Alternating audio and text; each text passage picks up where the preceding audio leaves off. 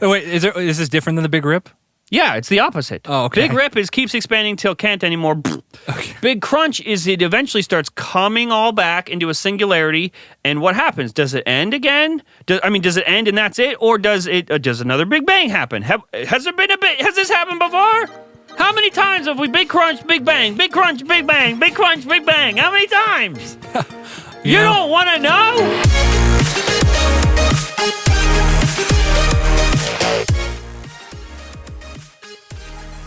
Welcome to Recycle Bin, episode 17. Your favorite weekly severance podcast. Weekly, huh? Yeah. Yeah? It is weekly. We made it, technically. It is the week. It is the week. Oh, don't worry. We'll be more regular soon, just like how your poop should be. Yeah. Just take a Recycle Bin laxative. Yeah. So...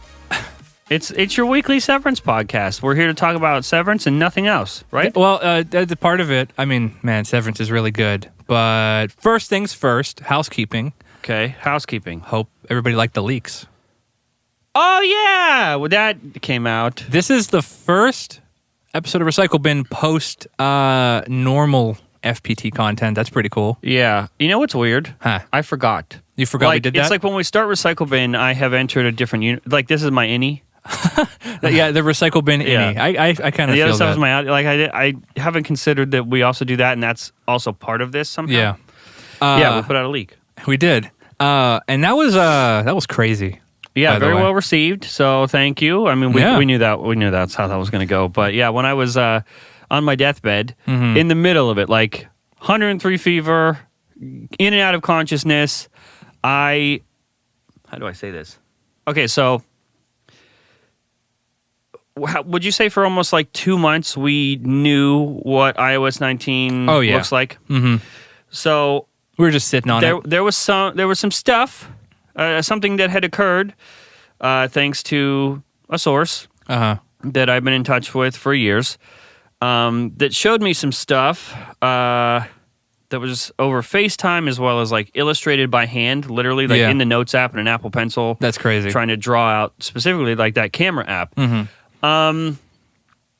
And I guess technically we could have leaked it then or put something out then, but it would have required us to fill in a lot of the blanks. Yeah. So we didn't. We waited because the way things were headed, we knew that there was going to be a better chance. And usually when we have a leak, when I'm actively leaking, I'm worried to hold back because Mark Gurman could come out on Sunday and say what it is, or Kuoming Chi, but... You were being cautious. Yeah, with iOS 19, like software stuff, this is really early. Yeah. And I know for a fact, for a couple reasons, that this is not widespread enough for people to know. So I was fine holding off, and then mid-sickness, I get sent a video of it. That's crazy. And absolutely insane. I get a secret message over Signal, which is an encrypted messaging platform that is used very much in this space, just to keep everyone safe. That's like, I have something very big for you. And I was like, okay. And like, hit me. I fall asleep. I wake up 2 hours later. It's a video. And I'm like, okay, send it. Sends the video. And I'm nose running. Your flabber, nothing works. Your flabber was gasted. My flabber was gasted. Yeah. And so immediately we're like, okay, well, as soon as I'm not sick, this has to go out. When I recorded that episode, you can tell from my voice, I'm still not like 100% in that. Oh yeah. We were accused of doing AI. Like really? AIing my voice for because you? I sounded just a little bit off. Apparently not off enough for people to go, maybe he's sick. That's funny. But just off enough to people wondering, what Welcome happened. to 2025. What do you think? Like, other than the leak, like, what do you think about iOS 19 or the camera app? I like it. Because you've seen the actual video. Yeah, I like it. I think it looks cool. I think I'm jaded by it all. You were editing your little heart out, and I was writing notes for you for Recycle Bin because I knew what you were going to want to talk about. So I'm like a little too in it. Like I've looked at the stupid Figma shit too much. Oh, forgot about Figma. Yeah, and I wrote down for you. You have been just since this remaking UI stuff in Figma is hell. Oh, it was terrible. And you have been bombarded by leaks. Oh, also. Yeah, this has definitely opened up the flood. I don't know what happened, but it was like behind the scenes, separately within sources, it's like somehow word, before that episode ever went out, somehow word got out that I was like back in the game. And so... Well, you tweeted... and we mentioned on Recycle Bin. A little, yeah, that too. Yeah, so like... No, I tweeted after the bombardment. I see, gotcha. Oh, yeah, I tweeted... because there were rumors of Apple Watch SE... The recycled plastic and shit. Yeah. I don't know which one it is. The next one that's coming out in like not very long from now. It's made of plastic. I forget who said that first. It might have been Kuoming Chi or Mark Gurman. It might have been The Information. I can't remember. Mm-hmm. But they reported that the whole watch is going to be plastic, and everyone was disappointed because that sounds like, I mean, how many times do you smack your watch on stuff? And it, regardless, it's Apple. Like you can't, you're making a whole watch out of plastic, so people were very upset by that. And then I find out a night before our episode goes out that the plastic is actually taken from the ocean. Pretty cool. So, like, that's going to be what Apple touts it as, is like, yes, it's plastic, but... And I don't know how this works, but apparently behind the scenes, marketing is going to tout this as their first carbon negative product. Mm-hmm. So not like... You know, Apple's been focusing a lot on carbon neutral, which is just like the process to making it does have an impact in making the actual product, but because of... It evens out. Yeah, it's like offset, so it technically makes it carbon neutral. I don't know how this product becomes carbon negative by taking plastic from the oceans and still making a product. Like, I don't know how that works, but I think that the regular consumer will be a lot less upset if it's framed that way. You're like, yes, it's plastic, but here's the price, and we're saving the sea turtles. Mm-hmm. I mean, it is all. It's an Apple Watch SE. If the price reflects that, I don't think there's going to be a problem with it. I mean, people in the watch world. I don't know how much crossover there is between Apple Watch people and watch people, but nobody really cares about like plasticky watches. Oh, they don't? Depending, you know, like if it's framed well, like Casio does a lot of that shit. Recycled watches made of, recycled plastic watches, saving the fucking oceans, saving the turtles and all the strangling animals or whatever. Oh, I know, it's terrible. I think it'll be fine. I mean, I hope that they make it look cool. Mm-hmm. You know, I hope it's not just a normal Apple Watch SE where instead of aluminum, look at plastic. Mm-hmm. Hopefully something about it is spicy. Yeah. So yeah, there's a few more leaks that will be coming out, and if you work at a certain company and you want to share things that you may or may not know, there are many ways to get in contact with me. So do that. Yeah. Find me and let's talk. Just make sure that you're able to provide proof that you work at a certain company. Yeah. Don't just say, "Did you know Apple gonna release iPhone?" Yeah. Like the iOS source from the last leak.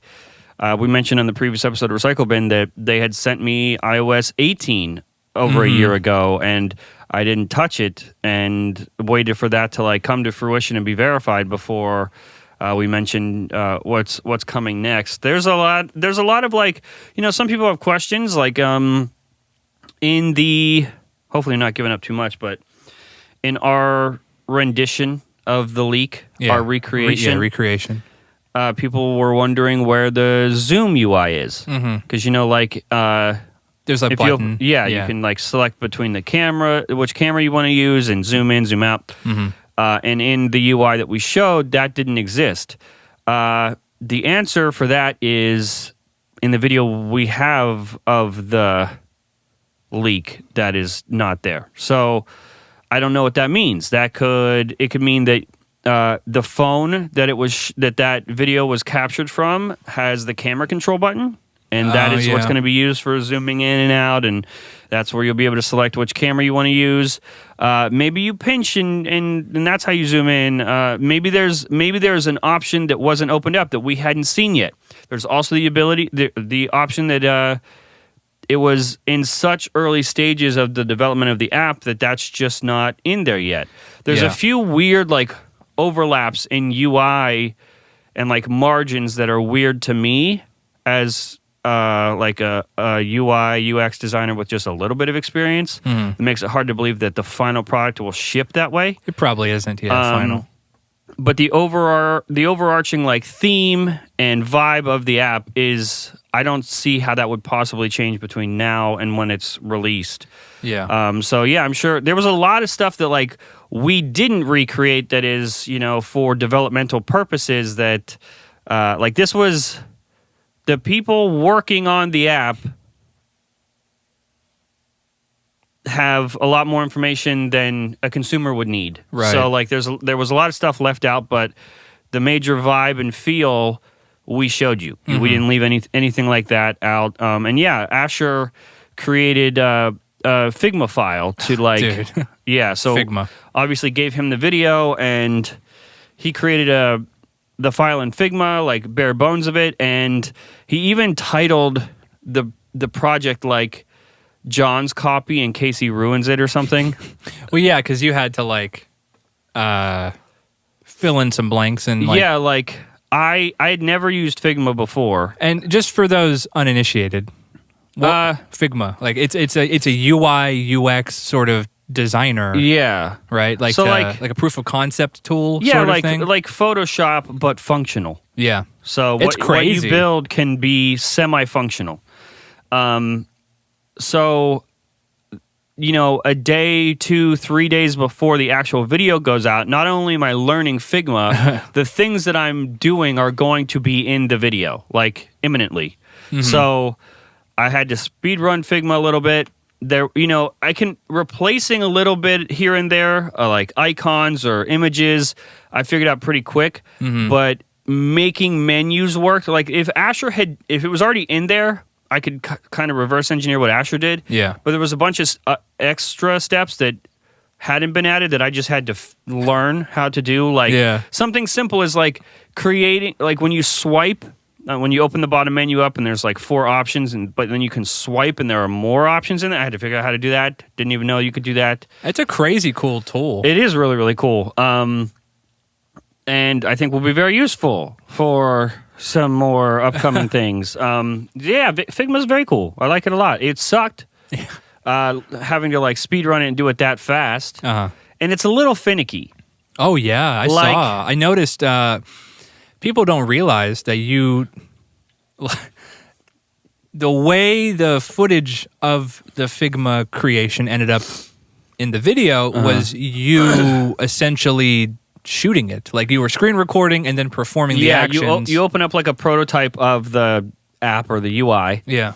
And then I screen recorded, because you can't export from Figma as like a video or something. So I would have to screen record what I was doing. Like what you were talking about doing, you had to like recreate and use a mouse as a finger. You were like acting, and you were, I haven't seen you that mad in a while, because you would go to scroll it and you'd shift the whole fucking project. Yeah, like there was no magic place you could click to make. This was when we're trying to simulate swiping with your finger. Yeah. There was no specific spot to click that was consistent each time that would allow that to happen. Sometimes you would click and the menu wouldn't move, just the whole thing would move. And the amount of times I re-recorded that it's atrocious. I do not wish that on my worst enemy other than Mark Gurman. He should have to sit there and do that all day. Mark could do that every day of his life. Probably. Yeah. Little finicky, but other than that, it's a really cool piece of software. And I thought it was cool, yeah. Yeah. I hope that everyone enjoyed the leak. The episode was nice and short. Some people, it was nice to see comments being like, wow, yeah, this is a return to form, or luckily a lot of our friends across media reported on it as well. Oh, yeah. Some of them were shown a little extra to help bolster their story. So some of the articles that you saw, they not only saw our leak, but they were given somewhat of a copy of what we saw just so they could help with like legitimacy. Because I haven't been back in a while. So everyone has been like super kind to us across the media, which is different and very lovely. Yeah, a little bit. Mac Rumors comments are interesting. None really like negative. It's just interesting how like some people are so ingrained in leak culture that they they literally have not heard my name since the last leak. Mm-hmm. And so, it feels nice. I will definitely be leaking some more. And I guess regular Front Page Tech is back-ish. We're so back. Yeah. I mean, how do you feel about the episode? I thought it was great. I'm a big fan of like the new set. Everybody seems to love that. I didn't see too many comments lamenting the lack of a toilet, so that was nice. Yeah. Finally, you're not in a bathroom. Well, there was so many. The whole reason that change was spurred was because a lot of new viewers were finding us through our more serious content and then going, why is there a toilet in the background? Like, it made no sense. It was very confusing. Shay, who did that background for us, he actually tweeted the night that it came out and mentioned something hilarious, which was that took over a year. We've been working on that set design for over a year. No joke. Yeah, many off and iterations, on. like, it took a lot to find, like, to settle on the vibe that we wanted. So I'm glad everyone likes it. Yeah, and I really like it. The comments were very nice. They were lovely. Dude, also, I had to write this down because these comments made me smile. Okay.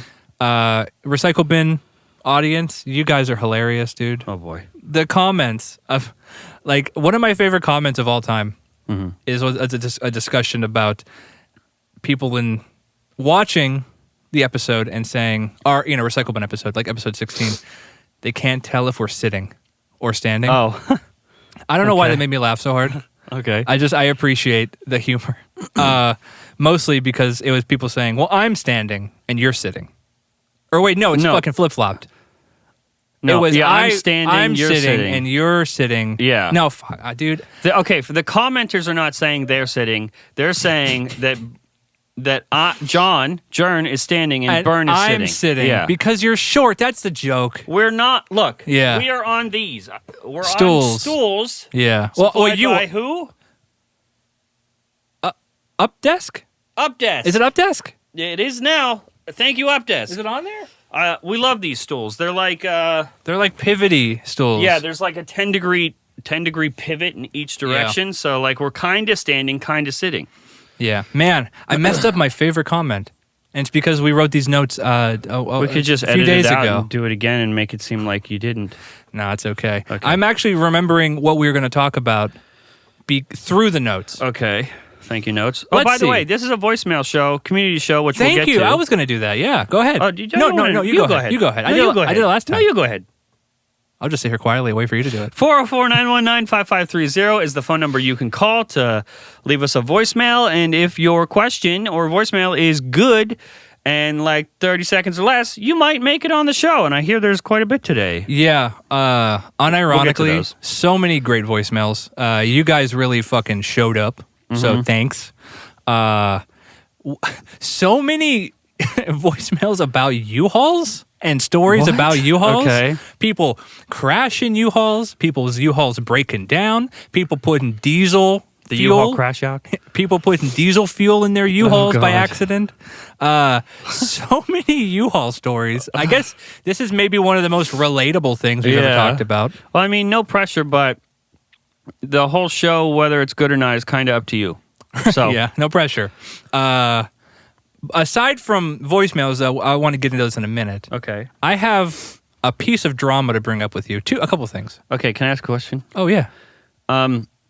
Is there a certain like period of the podcast that consistently we do voicemails? Is it after the ad read? Yeah, or just so after the ad, like usually. it? Yeah, I think it's after the ad. All right. Was that just a meta discussion? Yeah, it was just a question for real. Okay, yeah. Go ahead.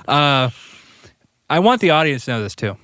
I found this out the other day. The notes are right here in front of me, but I can't read them from here. So yeah, your eyes are bad. I'm getting surprised. Do you want to talk about space first, or do you want to talk about something else? Because What's the something else? The something else. I guess we'll pick that one since that's your decision. I don't know why this struck me as so strange. You have never owned a pair of boots. Oh, yeah. No. And you also put your shoes on like a psychopath. Go on. I think you should go on. I think we're gonna leave, you and I. We're gonna go get lunch. Okay. How you putting your shoes on? What are you doing? My shoes are ready. Explain. They are tied. Okay. I will slip them on and leave. You will just 2 seconds. Shove your foot into it. I will shove my foot into it. You don't tie your shoes. If I must, I will take the back of it and flip it up onto my ankle. Oh, dude, you mean flip it down? No, flip it up. Because if I'm putting my foot in and it's already tied, sometimes I smash it down. Because I've seen you wear your shoes with the ankle smashed down like. Oh yeah, if I'm in a hurry, I'll just wear like a sandal. Dude, that's insane. Why? That's insane behavior. Why? First of all, they make shoes that are slip-ons. Yeah, you don't have to buy. But they look like slip-ons.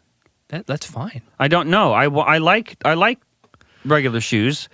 You just, if they're a good pair of shoes, you shouldn't have to keep tying them. But oh my god, you know what? Like, okay, really think about this. We're hungry. We're gonna go to Jimmy John's. Okay. Yeah. So we're getting ready to leave. You're telling me I'm gonna get a jacket on.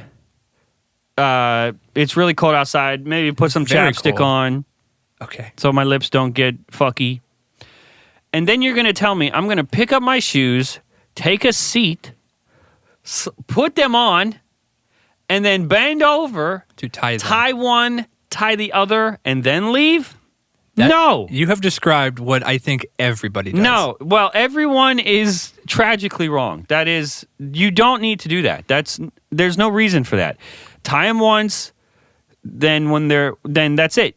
My shoes are only tied once in their lifetime. Unless for some reason, usually in an airport, I step on one of the laces and it comes untied. Yeah. Other than that, one and done. You also, I want to return to the boot thing. Okay. You also buy like exceptionally cheap shoes kind of constantly, especially in the winter. And this is tied into the boot thing. Oh, okay. So you wear your shoes into the fucking ground. Like No, really? You bully them by slipping them on. But when they start to look bullied, that's when you just buy another pair, because that's why that's the benefit of buying them cheap in the winter. I have shoes that are more expensive that I will wear in the summer when it's nicer outside. Yeah. It's not nicer outside right now. So and that's why you own boots. No, because then the boots are just bigger shoes. And I can't slip on the bigger shoes. Then I will have to sit down, fucking tie them up, probably have to untie them at first, and then tie them up. That's no. Somehow. No. Okay. Absolutely not. I'm experiencing something insane. I know I'm right. And but this is I'm convincing you. No, this is a one-on-one conversation. Okay. I know I'm right, but I feel like I need people, I need 2 or 3 more people over here to argue with you, because there's no argument. You are so stubborn with this. No, there's no argument. Okay. My feet are a temple. What? I don't wash my socks. What? I buy new socks. I forgot about that. When socks are dirty, they're done. Dirty equals done. You throw them out? Yeah.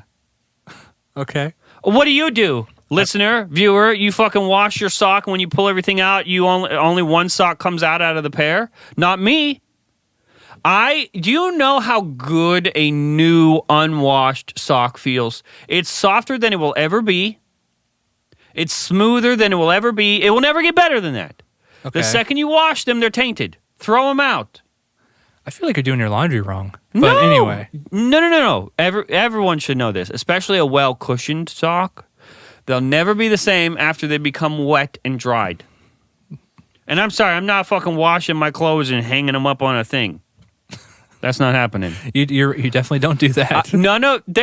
People are so inefficient. They're like, I'll go wash my whites with the whites. No. Everything goes in the fucking tunnel with soap. It gets washed up. All those same things get thrown in the dryer tunnel, and that gets all dried up, and that's it. Your socks, when they're done, buy new ones. Your shoes, your winter shoes, when they get all fucked up, you buy new ones. And about the shoe thing, I got to bring this. This is why I brought the boot thing up. I found out that you never own boots, but when I'm going to your house, yes, I have to wear my boots. Yeah, Because you don't. It's winter in Ohio. Mm-hmm. There is so much snow. Your driveway. You don't. There's nothing to be done in your driveway. It is covered in snow and ice. The walkway. Why would I do anything about that? I don't like. People are so fucking. They're insane. You people are insane. Go on. Go ahead. No, go ahead. Okay, so we're listening. I come to your house. Yes. I park my car in your snowy driveway. Yes.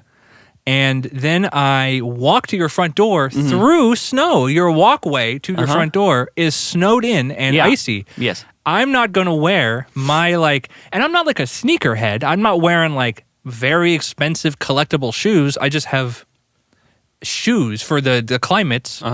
So sometimes I don't want to I don't want to wear boots every day of my life. I like boots. But anyway, I have to wear boots because if I wear normal sneakers, they will be wet and snowy and get gross walking to your house. Why would they get gross? Tell me why. The snow? They won't in my driveway. What? Shoes get gross when you're walking through areas that people have tried to de-snow. When the snow has been pushed from other places and is muddy and gross and salt has been used, that's when things get ruined. Not when you walk through luscious, fluffy snow, through my driveway, through the walkway. The worst that happens is they get wet, and wet things dry. But also, your shoes get wet and they soak through to your socks too. Your feet get wet. There's not a single. No, you're not. If you're standing there for a long period of time, sure. But you're just going through the walkway and then taking your shoes off. You know what the best part of all this is? You don't shovel your own driveway or like your own sidewalky walkway, whatever. But you do it for other people. Well, do you know why? And you wear your little canvasy Target shoes to do it. Yeah. And they just get soaked and ruined and terrible. They're covered in salt that I use. Listen, here's the thing. It's getting so intense. I love it. Listen, here's the thing. This is my house. Yeah. I run an efficient ship. And by run an efficient ship, I mean it's going to snow. Yeah.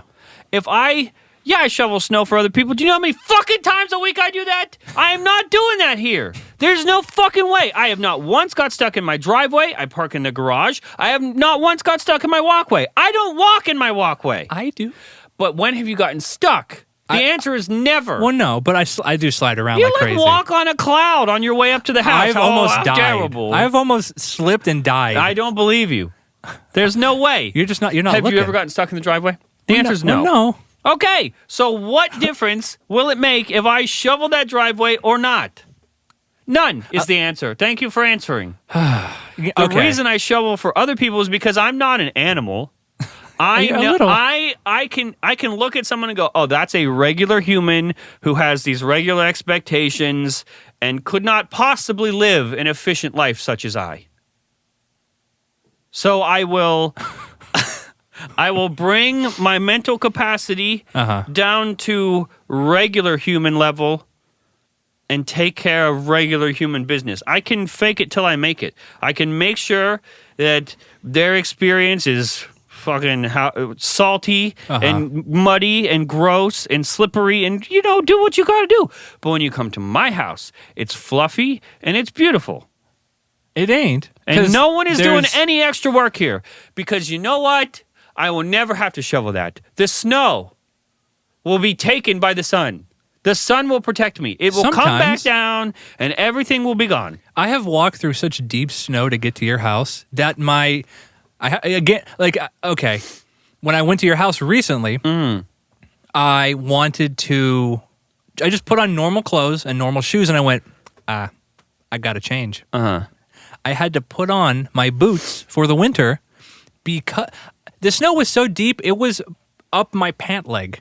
It was like a foot of snow I had to walk through to get to your front door. Walk lighter. Why are you falling into the snow? Moving on. Listen, send voicemails about this. I need. First of all, I'm going to make you. The voicemails are going to be on my side. Yeah, I bet. These are smart people. They know. We're going to get you a pair of boots. Why?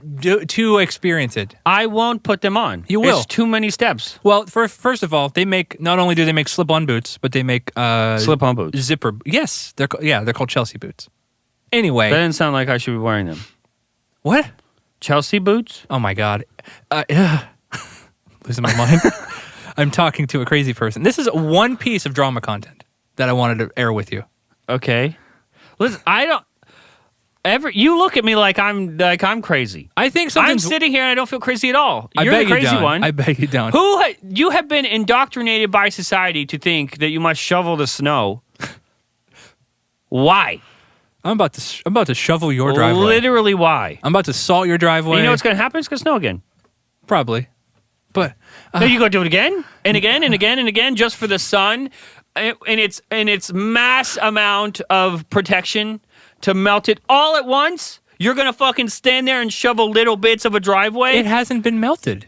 It will, though. 100% of the time, the sun will save us. Eventually. Yes. But while it's not, I have to deal with it. Let me know when you get stuck in the driveway. I will come out with no shovel, and I'll do it with my hands myself. I'll unbury you because it's so terrible out there. I got my little Bronco, which, hilariously, we talked about our cars last episode. Bronco. Somebody, I may have saved the voicemail. I can't remember. I actually don't remember some of the voicemails for this week. That'll be fun. Somebody left a voicemail and said to like be careful with my little Bronco Sport because it's like a Ford Escape with some hiking boots on, and that made me laugh. Okay, it's very true. So lucky that it's a capable little guy in your fucking winter wonderland driveway. Yeah. Mm-hmm. Okay, moving on from the boot thing and the shoe You notice thing. What happens? What? Anyone that has an inferior vehicle is not invited here. Okay, yeah, no sedans allowed. If I expect you to drive in and get stuck in my driveway somehow, you're just not. Are they dying there? No, you've gotten things door dashed. I know you have. You just let them deal with it. They don't go in the driveway. They pull up to the side of the road, and then they walk all the way up. No wonder they go. Where the fuck is his driveway? I'm gonna get stuck if I go in there. No, there's tire tracks you can see. And you make them walk up your snowy, slippery... I don't make them walk up. They didn't need to accept the order. They didn't know they were going to like an obstacle course. Also, they don't have to bring it to the door. Are they going to leave it in the road? Yeah, it could be side of the road dash. They could just fucking drop it in my mailbox for all I care. I'll walk out there. I don't care. You know, I think this stems back to you having flat feet. I think something's weird about you. You think the flatness is like... Weren't like old snowshoes like rackets? Yeah. Yeah, you could tell. Do you think my feet just stay above the snow and I just don't know what it's like to get sucked in? Like an elf? Yeah. You just walk above the snow? Yeah. Yeah, that's how that works. Okay, next thing I wanted to bring up with you, because this is, every week we watch. Why am I just getting attacked on this show? Oh, this is just saved up. This is terrible. It was really bad this recent time. So every week, twice a week, we watch Raw. Wrestling. We watch Raw and we watch SmackDown. We do. By the way, a lot of people just as a quick aside, people wanted to know our thoughts on the new Raw is on Netflix thing. Mm-hmm. Amazing. Cinema. Great. It's fantastic. SmackDown's been rough. Yeah. SmackDown's been rough in comparison. SmackDown has been suffering. Very good. SmackDown has become a decision that has to be made. Yeah, we're kind of thinking about starting 3 hours? Yeah. Okay. Most recent time that you were over, I don't know what's going on with you. If it's an existential dread thing, okay, you would not stop bringing up insane fear space theories about end of universe, end of the world, dark matter theories, black hole theories, we're all gonna die theories. What's going on? What bothers me? What bothers you? Is that you don't care. Go on. Go ahead. I will tell you things and it doesn't fucking affect you. Things that are unfathomably terrible and like mind-bending, mind-breaking things, and you'll just go, okay. Can you give me give the audience an example of one of your things? Like when I say the universe has to end, and there are various ways that will happen, you don't care. It doesn't scare you. It doesn't worry you. Nothing. Like, you don't care. Yeah, I'm not planning for it. And your face doesn't even change. I'll be telling you, and there's nothing. Like, you aren't experiencing anything with me. Yeah. You're just here. The words are just hitting you. Well, I mean, early on, it was like, oh, wow, you're really fascinated with this. This is, okay, go tell me more. Yeah. Because, I want you, as your best friend, I want you to indulge in your interests, and I want to bounce back and, I had to tell you, I was like, enough. I was like, we were sitting there and I was trying to watch wrestling and you were going, Bern, did you know that the universe, eventually the sun will burn out and we'll all die? And there's a theory about how everything is expanding and it turns out it's all moving away from each other. Blah, blah, blah, blah. And I'm just like, enough. We need to lock in. But here's the thing. That is happening. Okay. So we're sitting here and we're having a great time. And there's so many ways. Like the universe is expanding right now. Okay. That could eventually get to such a point that it rips at a molecular level. Oh, the big rip. You did tell me about this. The big rip. There, we came supposedly from Big Bang. It could also come to a point where it gets to a certain point and then it starts coming back. Yeah. Okay. And it contracts until we're a tiny little singularity, destroyed, ruined. And then there's actually nothing. Yeah. Maybe it contracts. It's called the Big Crunch. Maybe a Big Crunch is back. Wait, is this different than the Big Rip? Yeah, it's the opposite. Oh, okay. Big Rip keeps expanding till can't anymore. Okay. Big Crunch is it eventually starts coming all back into a singularity. And what happens? Does it end again? Does it end and that's it? Or does another Big Bang happen? Has this happened before? How many times have we Big Crunch, Big Bang, Big Crunch, Big Bang, Big Crunch, Big Bang? How many times? You don't want to know?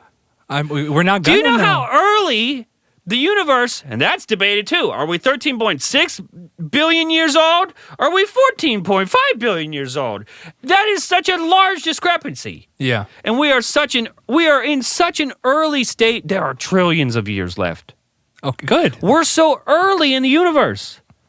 So early. There's going to be a point where the universe has expanded to such an extent past the speed of light to where future people on Earth won't see it. Yeah. They will think they're alone. There won't be stars out in the night sky. There'll be the sun, if they're lucky. They're lucky. That's it. That's insane. We live in a void, and no one cares. No one cares.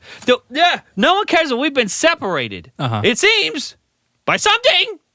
We in our little bubble and our little local group live in a void. The void is like 200 million light years across of nothing, emptiness. And then outside of that little bubble is a ton of galaxies. It looks like a city out there. Why? Has there been a collision that separated us? Is the universe not expanding at an even level all the way through? Or is there another civilization that has separated and isolated us? And why? Because we're dangerous or because they're dangerous? I guess we'll never know, huh? We should! Why don't you care that we will never know? What am I gonna do about it? If I die and don't know any of these answers, I'm going to be fucking pissed. Well, you'll be dead. It's not that I'm not worried about it ending and me dying. I'm worried about not knowing. I don't think you're going to know a lot of that. We have to. There's got to be somebody smart. Where's Elon when you need him? Oh, he's busy. The thing that really shocked me, you got room for all of this in there. Yes. And when... Okay. The most recent episode of FPT was filmed. Yeah. And you were hopping into Final Cut to edit it together. You went, I kind of forget how to do all this.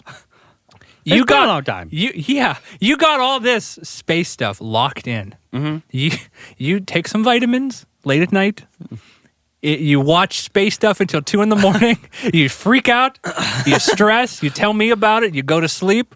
And it bumps all of the actual relevant knowledge to our lives out, like Final Cut. But it comes back. Eventually. It's in there somewhere. The space stuff is like first priority. I think about that. That is the thing I think about most all day. Really? Yes. That's a lot. Yes. At least once an hour. I could be doing...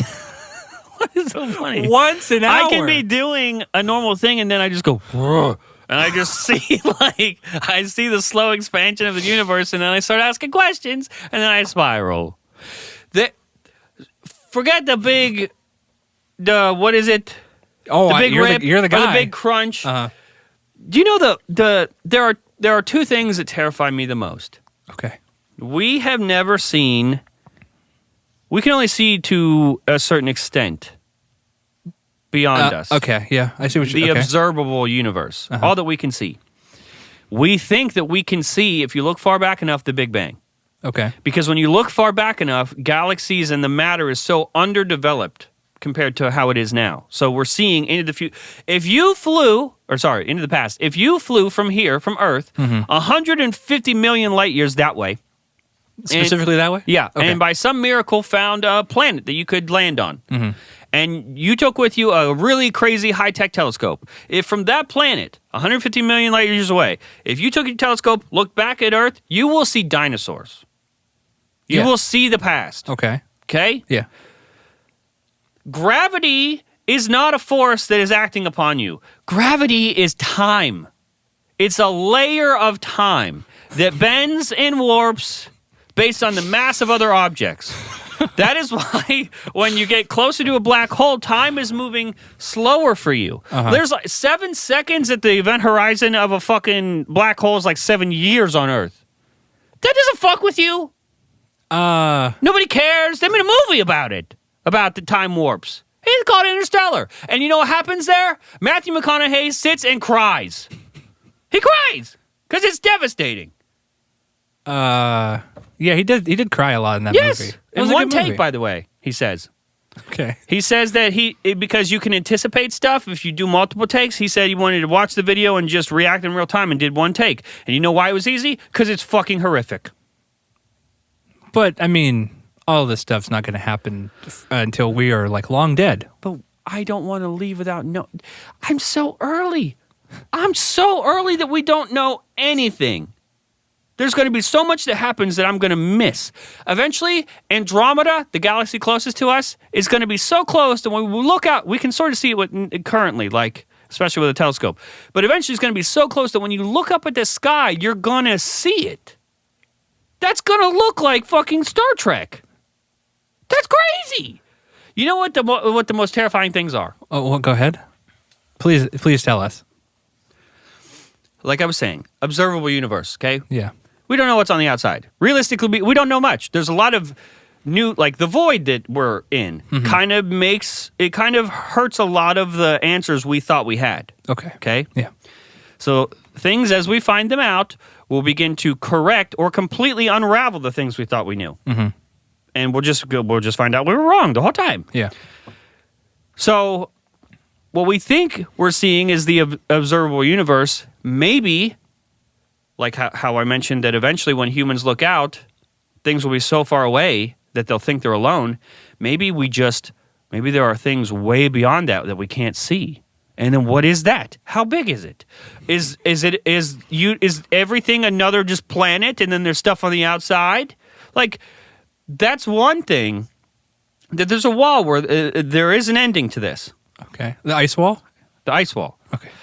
The most terrifying thing my brain can't compute. I don't have it. I don't like to tie my shoes. Yeah. So this stuff is way beyond my Okay, I need to say wheelhouse. I gotta like prepare. Wow. Hang on. Okay, go ahead. If there's no end to the universe, if there's no wall, okay? Yeah. Then you have to consider that maybe it's infinite. Okay. Infinite universe, got it. Do you know what that would mean? If it's infinite, scientifically, mathematically improbable that every moment hasn't already happened. Okay. That there is another you who has made slightly different decisions. A multiverse, you might say. Like that Spider-Man movie. Yeah. Like you might be Spider-Man in one of them. Wow. That doesn't sound scary That at all. doesn't... What? Well, I could be Spider-Man. And the construct of time itself, the fact that if time is a fabric, it's not just moving forward. That's how our brains can comprehend, and that's how we don't crumble into little ashes because it's too much for us to take. Yeah. The time already exists as a fabric, and what will happen has already happened, and what has happened is back there, and all of it is still in one. It's happening all now in the present. That doesn't fuck with you? I don't think it can. You're 72, though, over that way. I'll be there eventually. I'll be dead probably by then. You'll probably live longer than me. Maybe. You know what fucks me up more? I'm less stressed than you, I think. You know what fucks me up more? And I don't know why this is terrifying just so badly by itself. Okay. Let's say by some miracle, things haven't ripped apart or big crunched together. Okay? If there's enough time that passes and nothing interferes, stars will just die. I mean, they die all the time. They've been dying. Yeah. But they can't be fucking rebooted. You can't go Windows restart. Yeah. Like, it's gonna just be dead. Okay. Our sun's gonna die, kill us, kill everything. Okay, that's whatever. That's sad. But humans are so small. Eventually, if given enough time, every star will die. Every star. Yeah. That makes sense. And then, like, in a vacuum, the temperature is absolute zero. Which is like, in human temperatures, like negative 400 degrees Fahrenheit or something crazy. Yeah, okay. Every star will die, and the entirety of everything that ever was, everything that ever happened will be just as cold, and there's no energy left, so it will be just as dark. Everything will still just be floating out there, and you will be able to see literally nothing. It will be cold and frozen and dark and dead. Like when you walk into a room in the middle of the night, you got to go to the bathroom. You know there's furniture in the room that you're trying to pass through, but you can't see any of it. So you're just anticipating running into things. That's going to be the entire universe. Everything that ever was. Frozen. Floating. And no one gives a fuck. That's, I'm sorry. I'm just in awe at how I'm really scared. About how scared it is? Yeah, that's a lot. Why don't you care? I do. I care. Because you're going to be gone? I care a lot. You don't care about things once you're gone? I do. I wasn't here for Hitler. Oh, yeah. Well, that's true. But I care that happened. I mean, that's more immediate. Like, I care about things that are immediate. Like, like the next generation of, like, my kids growing up. Things I care about that. But what about their kids? That's a little too far. Why? I got nothing. I mean, they're not going to even know me. You don't just think about humanity as one thing and, like, what's going to happen to that without any answers? That's a lot, man. If you did a whole time lapse of everything that has ever happened since the Big Bang, humanity, not this version of us, humanity, when we are considered humanity, is a fraction of like a millisecond. Yeah, that makes sense. We are so tiny. Great scheme. And fragile and small. And when you think of that, all the things that you're worried about today, also very small. That's a good way to, it's a good way to, shift your mind around, put things in pockets. You might laugh at me. Oh, I'm not. For being so interested and scared of space. Scared is a good way to do it. But I'm a lot calmer. I worry the day a lot to day? Less. Yeah, I worry a lot less. Why bother when the universe is going to rip itself apart eventually? Exactly. It's not going to matter. Nothing matters if it rips apart. Yeah. I know that you can. Okay, so I know the notes are up right now and you can't see them. Mm-hmm. But what I wrote for this segment is Jern, Space Fear, major content, and I think that was delivered upon. Mm-hmm. I'm disassociating. Okay, that's okay. I'll vamp for it. I can see a cold, frozen Earth. You take your time. I'll go ahead and cover for you. There's a few moments where you were talking and I would just laugh because I'm imagining what the listeners are experiencing. Like people driving. They probably had to turn it off. There's probably no one listening right now. It's too scary. People like driving to work, their day to day, or like they're doing something and they're listening to this podcast and this segment comes on. In my mind, what's gonna happen when I bring up that I'm annoyed by this or that this annoyed me? People are gonna go, "Oh, that's rude. That's not nice, Bern." And then they're gonna be like, "This is interesting what he's saying," and then it goes on for a lot longer. And then they go, "Oh." That's what he's talking about. So yeah, You know what I think is going to happen? Oh, tell me. I think they're going to be driving to work, and they're going to get halfway through this conversation, and they're going to go, what? You're going to go, you know what? He's right. And they're going to turn around and go back home. What's the point? I think they're just going to give up. They're not going to go to work. They're going to come back home. And when the boss says, hey, where were you? And you're like, listen, the space, it's going to expand, and none of this matters, and it's either going to rip or crunch or freeze. So. Uh-huh. That's a valid point. Yeah, like there's so many ways the Earth could end. There could be a fucking solar flare that takes us out. You know, we wouldn't even fucking see it coming. It takes 8 minutes. 8 minutes from the light. When you look at the sun right now. Yeah. That's not the sun right now. That's the sun from 8 minutes ago. It takes 8 minutes. Uh-huh. For light from the sun to get to us. That's crazy. You see how this happens? We start moving away from it, and you pull this back in. It moves so fast. 8 minutes. That's pretty far for how fast light moves, huh? Yeah. We could have a meteor, asteroid fucking hit us, take us out. We could. The moon could it moves 4 centimeters every year away from the Earth. Did you know that? It doesn't end. It moves 4 centimeters. Eventually. That doesn't sound very much. Before Big Crunch, Big all this other stuff. That's going to get a little too far. All the tides are going to kill everyone. Well, there you go. There's so many ways the Earth could end. That's the least of my worries. Okay. There's way more than Earth. Way more. Yeah. Now imagine, looking at the audience, imagine you, yourself, your wife, and Jern, you gather to have dinner and enjoy a program on television. And you're watching it and you're engaged. And John goes, Bern, pause it. He goes, did you know that the moon is moving away from the Earth 4 centimeters a year? And I go, that's crazy. I'm really interested in this, though, on TV. Okay, yeah, play. But 4 centimeters a year, Bern. There are Bern. 18 frozen bodies floating in space. Human bodies. This is locked in and there. It's so cold that they're perfectly preserved. Floating. Yeah. From people who died? Who died? You know, a lot of people. Astronauts that get detached and float off. There's probably a lot more monkeys. And I know there's at least one dog up there. There's I'm pretty a dog sure, up right? there, yeah. Laika? He's I think just it was she, real Laika. cold, frozen dog. I think she was a Russian dog. Man, what a hero. Yeah. The little pup.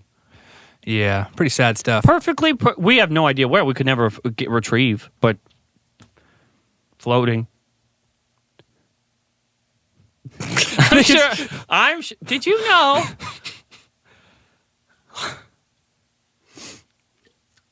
Do you know how the International Space Station stays above us? God. Or orbit, right? It's it's going around and it's falling, but it's moving and it's falling. You know what I mean? It is falling. Well, the gravitational pull it's bringing it in, but it's they got the speed all figured out. Yeah. So go ahead, just tell me. It has to be refueled. All right. Propulsion keeps it up. Okay. Because it is always falling. It is in orbit, but orbit's pulling it in constantly. Yeah. Uh-huh. So the world could end, and people on the International Space Station could watch it end like a fucking Marvel movie. That'd be crazy. I think that's a movie. And they would have 14 months. Oh, before they would have enough oxygen because it's recycling oxygen constantly. See, I care about this. It's taking oxygen from water. Yeah. And that's how it's recycling. That's cool. Yeah. They would have, enough food on there for whatever. But what would kill them is their slow descent into the earth. Oh, because of the lack of fuel. Yeah, because no one's there to refuel it anymore. Care about and this. It will fucking come crashing down, and they'll be with all of us dead. The way you put it. They will be the last living pieces of humanity watching themselves fall into their grave. That's really dark. With no way of saving themselves. That's it. I can safely say they'll probably kill themselves before they drop into the earth. Somehow. They may. I can safely say I don't think I have any interest that matches your interest in this. This is impressive. You're deep in this. Have you run out of content? It's insane. Have you run out of space content? Space is infinite! I mean on YouTube. If it's infinite, then no! Okay. And we're always going to find new answers that make us question all the answers from before. This is never ending. And no one is worried. We're fucking here doing a tech podcast. Is it tech anymore? I don't know if it is. It's mostly been about shoes in space, I think, at this point. You need shoes in space. Do you? Sometimes. Okay, I think it's time for... guys, we'll be right back. Can't wait to answer your voicemails. Yeah. Today's episode of Recycle Bin is sponsored by Acorns. Acorns makes it easy to start automatically saving and investing so your money has a chance to grow for you, your kids, and your retirement. You know, for years I wanted to start investing, and sometimes you just don't have the time. It's too much thinking has to happen for that to be successful for you. And that's why Acorns is amazing. They automatically do that for me. I don't even have to think. It almost happens in the background. I'm just becoming the greatest version of myself with a little bit of investments automatically. That's right. You don't need to be an expert. Acorns will recommend a diversified portfolio that fits you and your money goals. You don't need to be rich. Acorns lets you invest with the spare money you've got right now. You can start with $5 or even just your spare change. And that's why Brian and I both love Acorns. You should get started today by heading to acorns.com/recyclebin or download the Acorns app to start saving and investing for your future today. Paid client endorsement. Compensation provides incentive to positively promote Acorns. Tier 1 compensation provided. Investing involves risk. Acorns Advisors LLC, an SEC registered investment advisor. View important disclosures at acorns.com/recyclebin. Thank you, Acorns, for making me say that. Welcome back to Recycle Bin. Welcome to me. I hope you guys enjoyed the reprieve from space. I am sure everybody... I feel better. I'm really happy you feel better, yeah. I'd love to hear voicemails from people. Also, call us, leave your own voicemails. Ask John about his space stuff. Clearly, he wants to talk about it. But be sure you want to ask. Oh, yeah, right? 404-919-5530. Let's get into some mostly unrelated voicemails. Jern and Bern. This is Darren from Houston, Texas.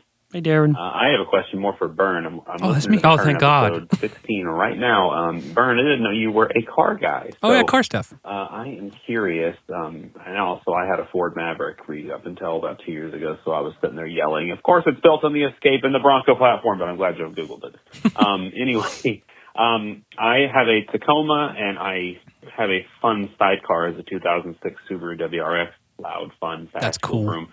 But I'm curious, what would you say your dream car is? I mean, John, you can chime in too. I know you said you're more of a truck guy, but obviously trucks are amazing too as a Tacoma owner. But yeah, just curious what car you could have if you could have any car. Thanks. Have a good one. Bye. Thanks, Darren. Great question. Nice to move us off. What was that face? I don't have a...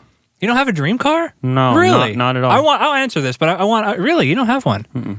Nothing, even in your childhood? It's like saying, do you have a dream hammer? What? It's just a tool. Is it? But we've talked in the past of your love of the driver games from the early PlayStation. Yeah, I was a child. But what? But nothing like that lingers. And you notice for Driver or Vice City, it didn't matter what car I had. I was taking all of them.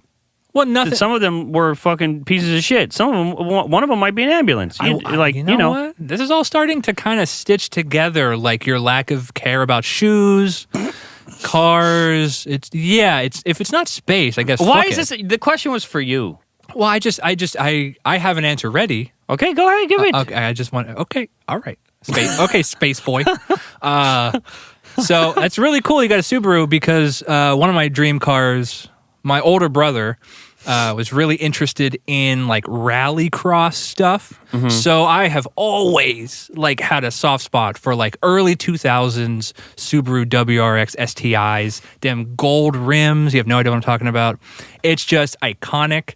I grew up with video games and racing games and stuff from the early 2000s. So one of the coolest cars to ever be in those games was the Nissan R34 GTR. You have no idea what I'm talking about. Just a really cool sports car, a sporty muscle car, a 2005. That is fucking awesome. But modern stuff, I think I mentioned it. I want to buy a Toyota GR86, a nice rear-wheel drive, lightweight sports car. Maybe a Miata, probably not. But yeah, I love car stuff. It's fun. I like mechanical things. I like watches a lot. I like manual drive cars. That's just fucking cool, bro. I don't know. A car can't get you to space, though. There's a car in space. Thank you, Elon. No. But no, great question. People actually really enjoyed some of the our driving stories. I think it's because it's so relatable because everybody has ridiculous driving stories. Yeah. And we clearly have quite a few of those. One of us. Yeah. Well, I happen to be present for most of them. One of us has caused quite a bit of damage everywhere around me. That's true. Not saying it's me. I'm actually really. You don't have any dream car or nothing. For a second, I was really into Orange County Choppers, that show, and I really wanted a motorcycle. We can talk about that. That's a new thing. Motorcycles. Yeah, I still am very interested. I would love to have a motorcycle. I don't have a dream motorcycle. Well, right now, okay, but right now, it would be the same thing as a car. I don't have a dream car.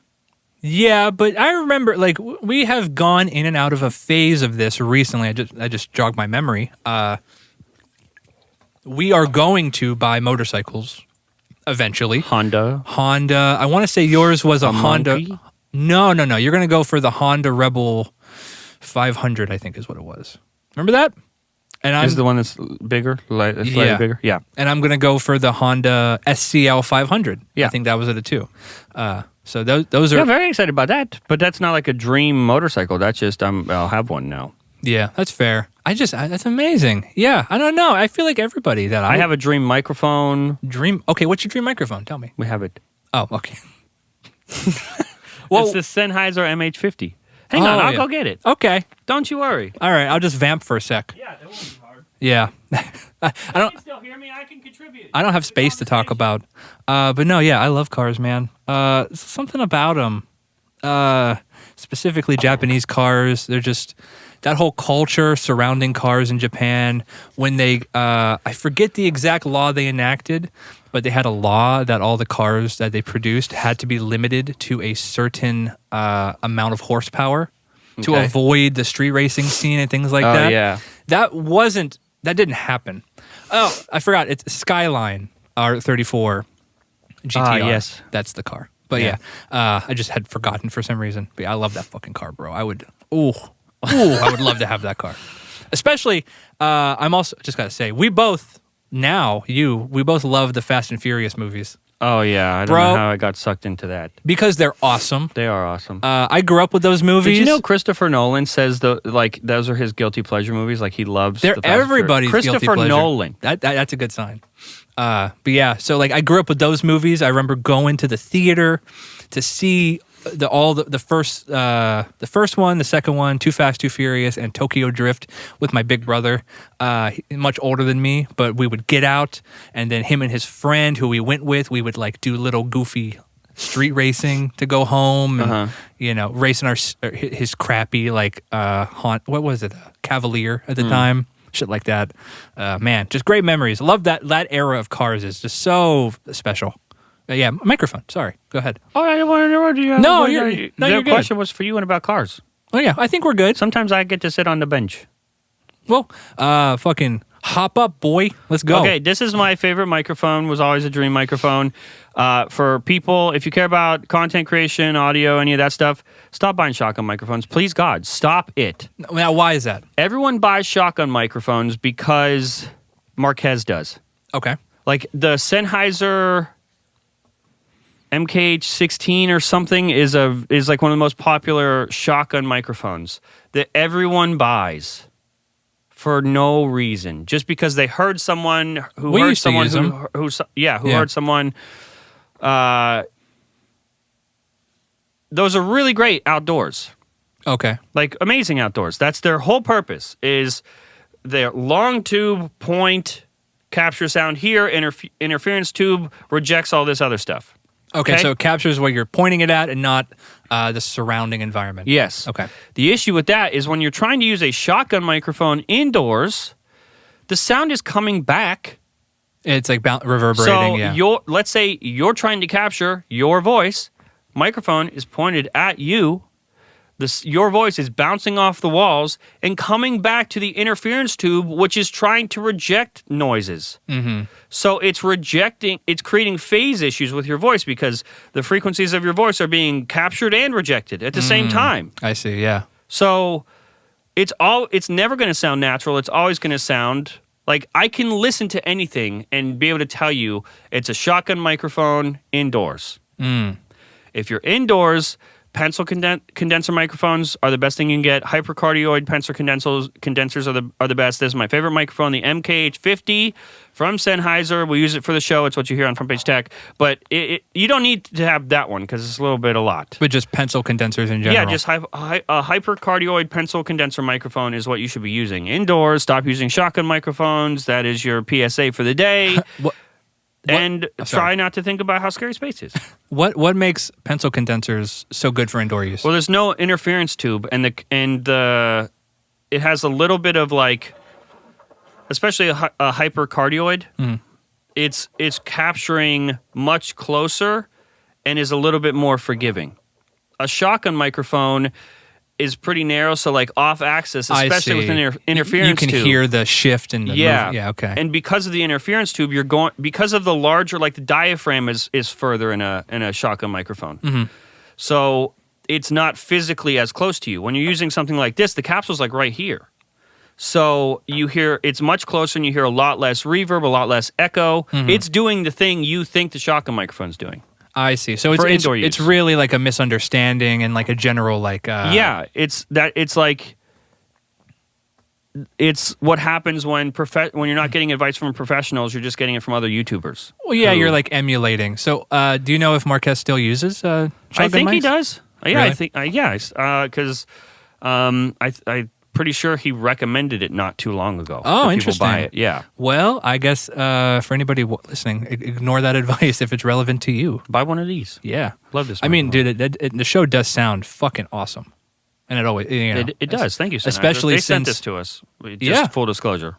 No, especially since like you got into audio, because you've been into audio, but like it really past few years really got deep into it. Yeah. Well, I just became more self-aware of like what I didn't know. That's most of life, though. Especially the space. Yeah, you're right. It's kind of all related. Why is it? Well, I feel like if we speaking of audio, if we were to lay the audio tracks down and we looked at your track and my track, I'm 80% of it. That somehow it keeps getting. I keep getting. Oh, that's okay. I mean, I'm teeing you up. That's cool. But that question was for you. I don't know how I became so rude and took it over. You're not rude at all. There's no rudeness. It's rude. I will not talk the rest of the show. Okay, well, that's not a good thing. Go ahead. I was going to say something.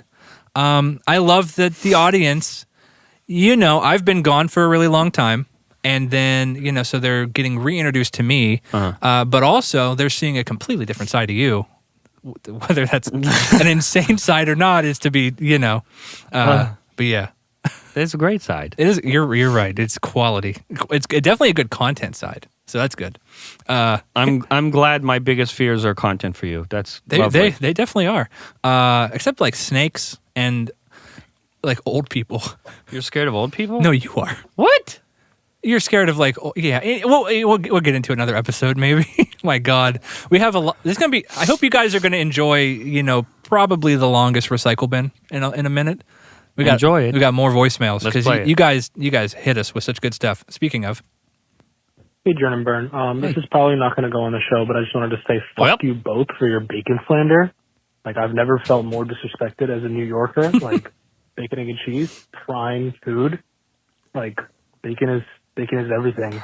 So yeah, I just wanted to say fuck you both for your bacon slander. But love you guys. Wow, thank you for your question. What was his name? Did he say his name? He didn't leave it.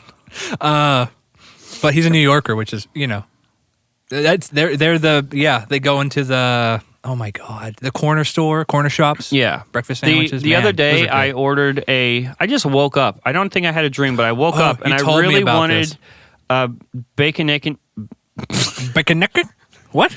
Bacon, egg, and cheese McMuffin. From McDonald's. Yeah, I haven't had one of those in a long time. And I really wanted it. And every time, historically, I've gotten that, I also add bacon. like a little strip of bacon. It's split in half, so there's 2 pieces on it. Mm-hmm. I did not get that this time. You opted for nah. No bacon. nah. Really? It was literally just no. It was sausage, egg, and cheese. That is a good sandwich, to be fair. McMuffin with no bacon because bacon was going to ruin it. Well, okay, I'll level with. I mean, listen, bacon from McDonald's is not going to be great, so I'm with you there. But bacon has its place. It's just not in the garbage. Well, I got bacon at home for sandwiches. Sometimes I like to make breakfast for dinner. I do a nice scramble, throw some potatoes and shit in there, like a bowl, sausage, toss some bacon in, like some like cut up bacon chunks or whatever. I made potato soup yesterday. Oh, you did? I'm a fucking champion. Yeah, you got to make that for me. I need that in my life. And it was for regular people, so I put bacon in it. I did not have a single bowl. Because of the bacon? I didn't want it. I think your bacon hatred is much stronger than my I don't hate it. It's just it sounds like you hate it. It's so meh that it can take something that tastes delicious and make the whole thing meh. Mm. It takes the whole thing down. I wonder if maybe it's a preparation thing because I've been learning a lot about cooking. I love cooking. And it was a few months ago that I realized that I was cooking ground beef mince wrong. Oh, yeah. And that changed so much about the meals I prepare and how I cook and stuff. I've had bacon in so many different ways. From many people. I'm just wondering that because it's if you didn't know, most people make ground beef wrong. I can elaborate on that, but I think I'm going to keep it a secret for now. So why? You're going to make someone call in, ask a question so you can answer it? Nah. No, you gotta cook it much longer than you think because what you want to do, all the liquid that collects when you first start cooking ground beef is actually water. So that has to evaporate for the actual fat to come out. To start rendering? To render, and then it actually browns. So you cook it, and ground beef is exceptionally sturdy. Unless you need to, don't buy exceptionally lean ground beef. An 80-20 is probably the best one to buy. Mm-hmm. That has the most flavor, the most tenderness. I made a big pot of chili. I love making chili the other day. And when I was making the ground beef, I could have, with how I seasoned it and after it was browned and stuff, I could have just eaten that whole 2 pounds of beef with nothing else. It was fucking delicious. And it's because of browning it properly. So there you go. That's cool. Yeah. Man, this is a weird episode. I love this. One of my favorite sandwiches, if I was at a restaurant or something with other people that we were going for lunch or dinner and nothing, when you're at a restaurant but nothing, you're not in the mood for anything, but you still want to participate. Yeah. You're hungry, but nothing is speaking to you. Mm-hmm. My go-to was always a BLT. That's a good one. Yeah. But not anymore? No, it's too much B in my LT. Not enough T? Yeah, it's too Damn, this really is. This must be an age thing. I don't know. How did he say how old he is? Because don't worry, it's coming. You could say fuck you now, but pretty soon it's gonna be fuck you too. What up, Jern and Bern? Hunter from PA here again. Hey, Hunter. I just have a question. So I know you guys are huge wrestling fans and love WWE. Do you guys enjoy going to any local wrestling promotions? Because I really enjoy going and checking out some of lesser known local wrestling talent. I think it's super fun. I don't know if you guys have anything like that near you, but just let me know maybe some experiences like that, or maybe an experience you went to a big WWE promotion like that in person. Just talk a little bit about that because I love wrestling. Thanks, guys. Love what you do. Have a good one. Bye-bye. What is Recycle Bin? I know. What a great show. No, I mean, we talked about this just the two of us the other day. We were trying to, because we're in Ohio, we were thinking about getting tickets to SummerSlam in Cleveland. Mm-hmm. We just came up with the idea way too late. Yeah, we didn't even think about it. We've never been. Well, we weren't living here long enough. To Oh yeah, it's right there. Right, but we've never been to an event. No, I've never. Yeah, I'm a pretty new fan. But no, I would love to go. I don't. It's not that I dislike indie productions at all. But I'm just really interested in the storylines and stuff from the WWE, and it's hard. No other, at least that I could find. Nobody else really takes that much care about the story and things like that. Well, it's not. It's probably that they don't, not that they don't care, but it's like there is no avenue for them to tell a story. There you go. Yeah, it's not as like big if of they're a small indie thing, they're going from like local gym to local gym. There's no way they're not televised. You can't follow a storyline. There's no overarching. Yeah, that's if there true. is a story, they got to tell it within that 2-hour span of time. Like, from beginning to end, they have to. Everyone that you see has to be introduced to you for the most part. Mm-hmm. No, I'm not like. I'm not an indie wrestling fan. Yeah, okay. Like I respect it. Oh yeah, absolutely, because like everyone's got to start somewhere. And like, if you like going to local shows, that's really cool. But that's not why I like wrestling. Mm-hmm. I want to see the spectacle. I love the big grandiose, larger than life. Mm-hmm. And we're to a point where we haven't been to a wrestling event that now we're like stuck because we don't want to just go to. Like, we're not going to go to just a WWE live event that's not televised. Yeah. And even a televised one is like, well, if we're going to go. Got to be for like our a big first one. Like Like, I think Roman Reigns is in the greatest position on the planet of any job, of any.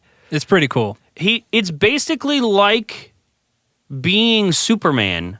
Like, imagine Henry Cavill gets to play Superman, but just always. Yeah. Not just in a couple movies. When you see him out in public, that's Superman. Mm-hmm. There's no innie or outie.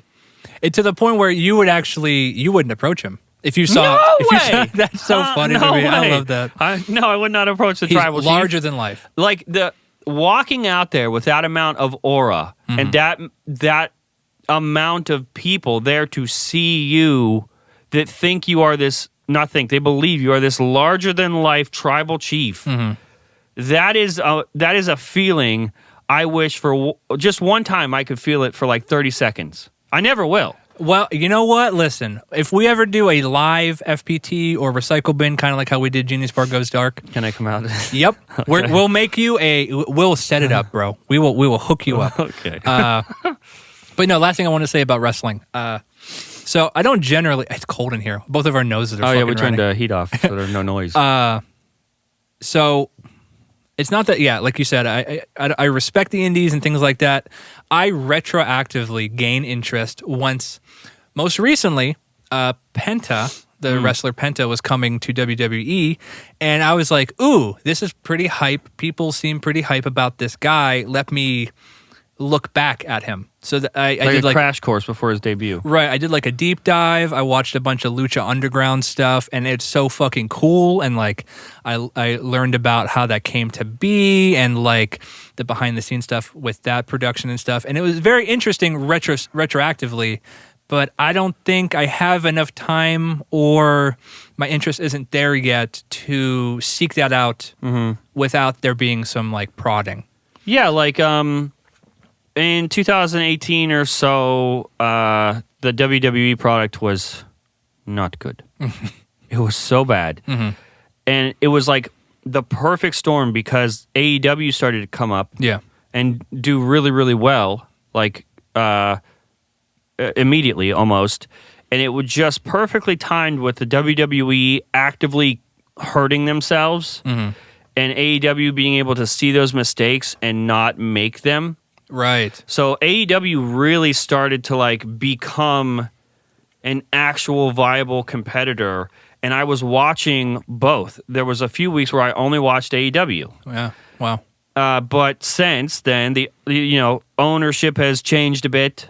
The person that was ruining WWE is no longer there, and it is better than ever. I've been watching it for 30 years. It's better than ever. It's very good. I like it. Yeah.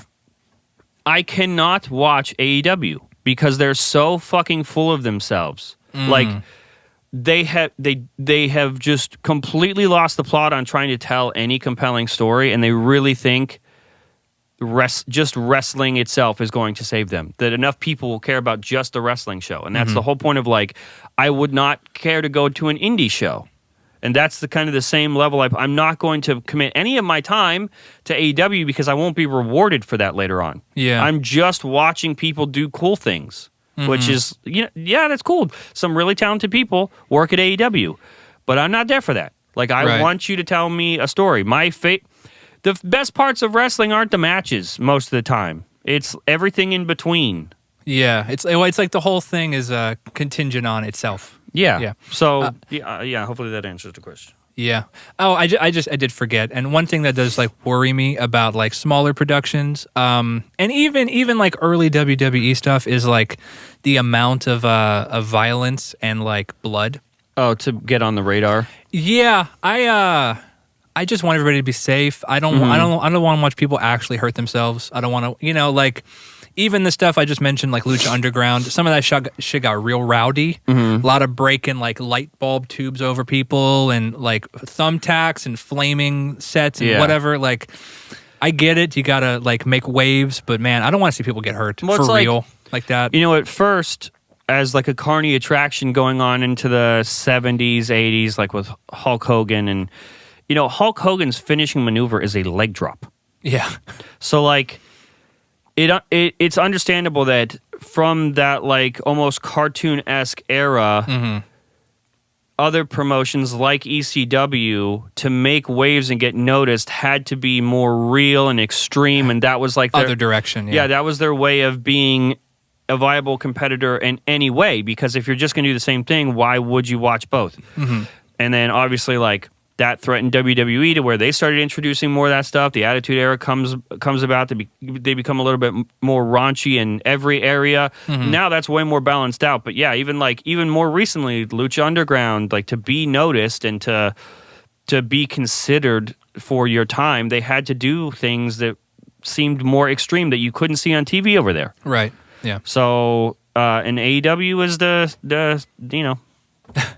Oh man, I feel like we could tee you up for like an hour or two about AEW. What a great opportunity squandered. Oh yeah. Oh yeah. You got cooked.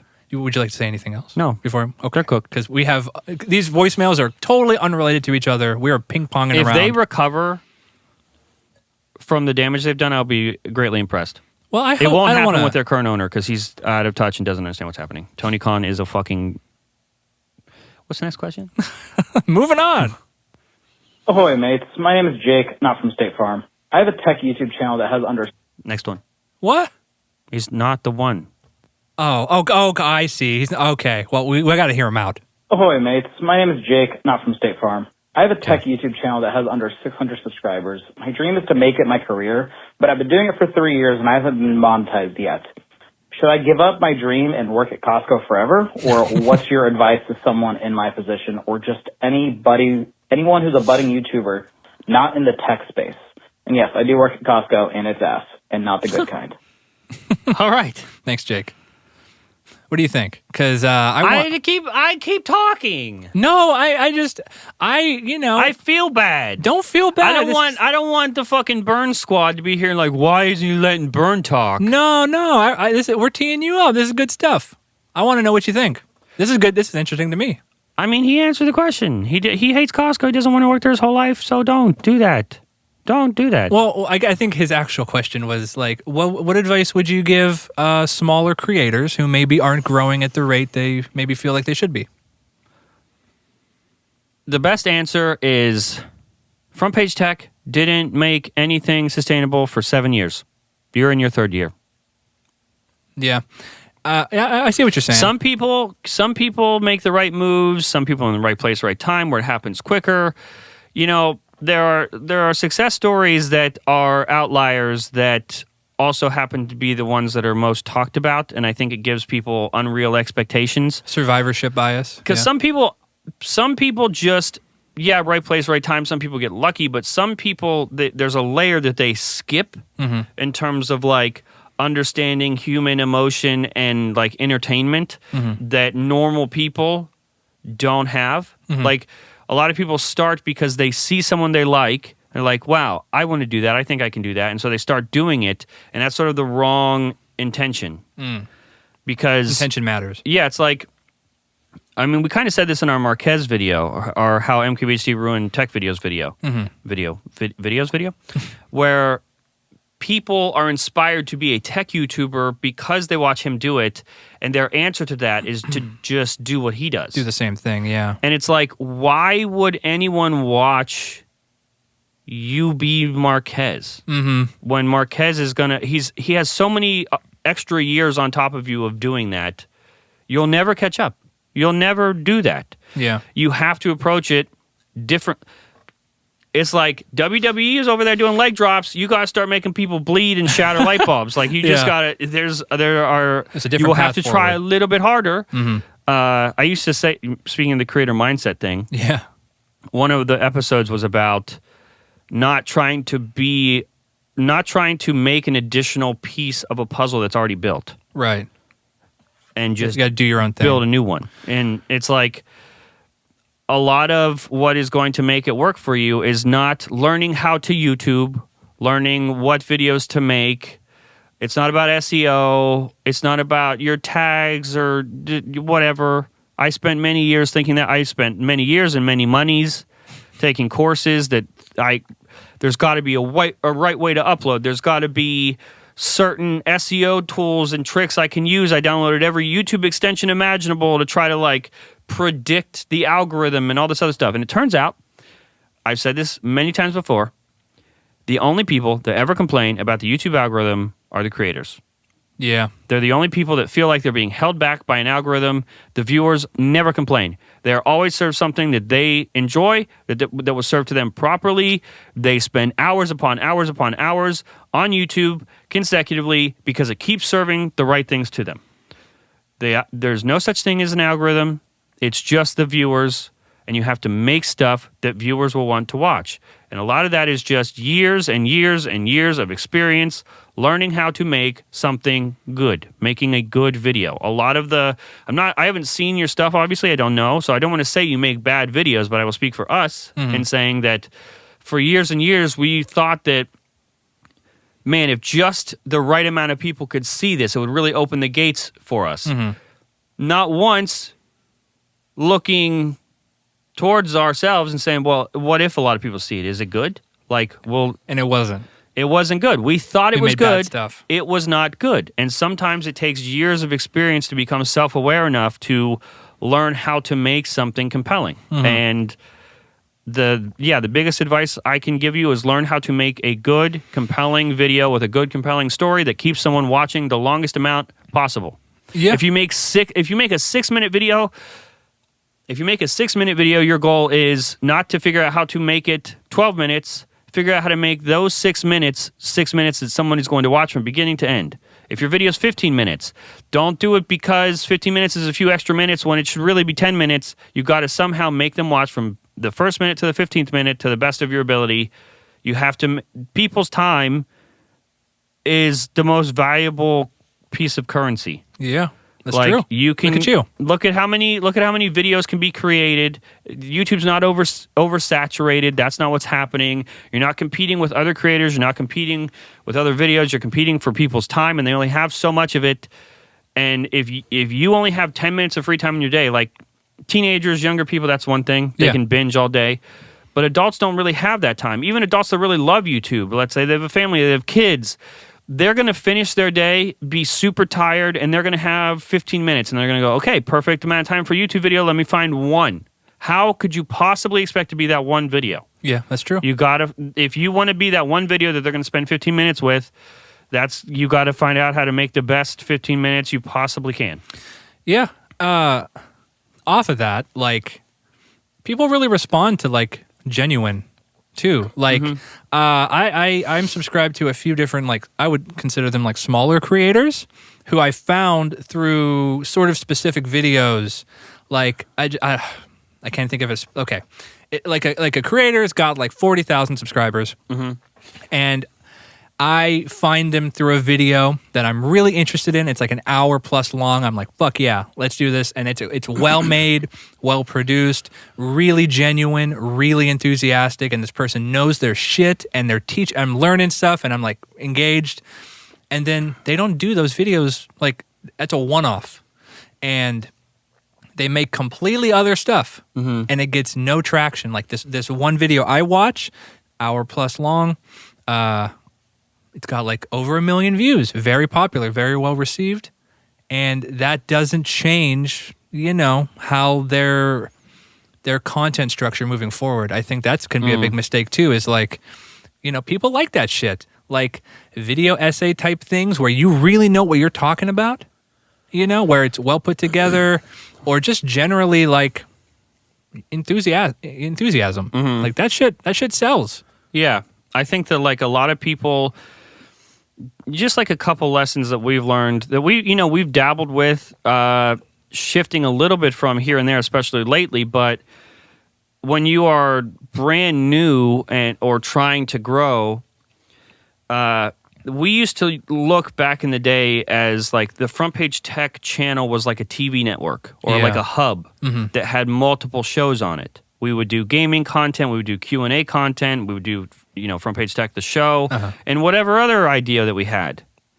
And that doesn't work. Like, your channel is not a TV channel, it's not a network, it's not a hub, it's a destination for one thing. And like, the reason Front Page Tech views historically compared to like our colleagues or whatever, and always comes up in conversations with agencies and whoever, is that our views are so oddly consistent. And the reason that is because when you see something that you like on our channel and you subscribe, the next video that we upload is going to be the same thing you subscribed for, most likely. So it's like, and that's why we don't dabble a lot away from Apple content, because people want to see that's how it gets a little bit too broad and too wide.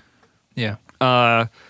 Like the doc stuff recently. You know, it wasn't as well received as we wanted it to be, and we went, okay, we got you. Yeah.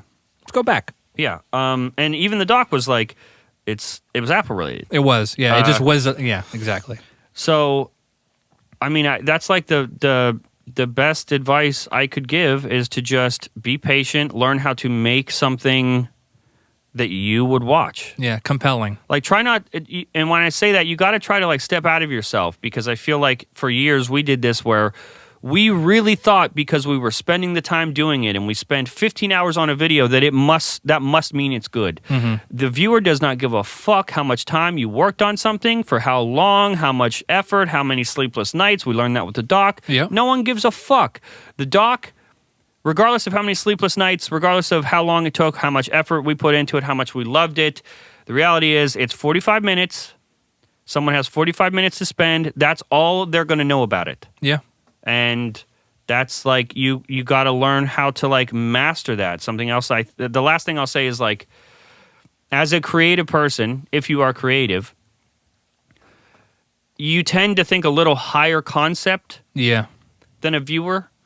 And you got to try to like think about the thing that you want to make and have an idea of how you want to make it. And you probably think it's a great idea, and it might be, but try to take that idea and bring it down just like a layer simpler. Because like a lot of people are coming to YouTube specifically to escape for a second, and they don't want to think too much. And you, because you think it's a good idea, might make a little bit higher concept than they need. And so like simplifying it and just making it easily consumable is a lot more valuable, especially early starting out, than trying to make something very in-depth and higher concept and something that makes people think. Yeah. That's why our leak stuff does better. Well, you kind of nailed maybe one of the biggest problems with the dock, the most recent one, like the iPhone 4. We made it a little too high concept. Yeah. We wanted to tell that story, but maybe not everybody wanted to hear that exact story. It is what it is. I mean, that's still like our favorite thing that we made. So it's like, for us, I'm glad we made it. Same. So yeah. Anyway. Hey, this is Matt. I've called before, and you've had me actually on the show. I appreciate it. You're welcome. Man. Thank you. I'm from West Virginia, and I just wanted to let you know, you guys were talking about age and how everybody's aging, and you said you're 32 and 31 respectively. Well, close. I'm 49, and I was one of your first viewers, I would say. So if you do the math, I was in my 30s when I first started watching you guys. So just dwell on that. And my question is, thanks, Ben. Where do you guys see yourself when you're 49 and 48? Damn, good question. Thank you, Matt. Man, I love questions about aging and getting close to death. What do you think? This is just the Jern Fears episode. Where do we see ourselves? Late 40s, 48, 49. We just had, but right before we started, you were talking about how your niece just turned 25. Yeah. And my first question was, wait, what does that, what age was she when we started Front Page Tech? What does that mean? Yeah. And she was like 13 years old. So, okay. It's a lot. What was the question? Where do you see yourself at 49? Not here. Not here? Mm-mm. What do you want to be doing? I don't want to be doing Front Page Tech. Yeah. That's reasonable. That's a long time. I think I'll still want to make stuff. Like, I think I'll still be doing podcasts and stuff, but like, I want to be done with that chapter of my life by 49. That's fair. That's a long time to be doing the same thing. Yeah. Yeah. And it's just like, I feel like Michael Scott is one of the most beloved characters of all time, and 7 years in, Steve Carell was like, I think that's all you could tell from him. I think that's his story. Mm-hmm. We've been going for twice that. Yeah, like when. You're thinking. Numbers. When we're 49, will this be 30 years old? Almost. I want to say. Yeah. It'll be close. Nope. Yeah, you done? That's it? No. Be doing something else. I hope. I'll be working at Costco. I hope I'm soft retired at least. That would make my son.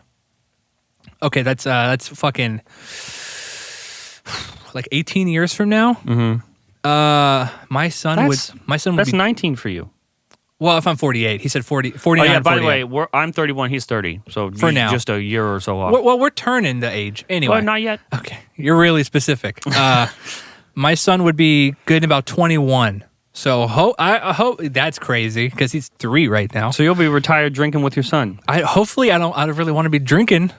I mean, at 21, that's like, you know, you can take have a beer. sippy. Yeah, have a beer with him. But yeah, that's crazy. He'll have his own life, career. Hopefully, I'll be really focused on him, and then also probably still playing World of Warcraft, playing with watches, and hopefully I have a nice amount of cars to play with too. Oh my God, that'll be pretty cool. I'm worried about that stuff, personal like fulfillment. I hope when I'm 49, I know what dark matter is.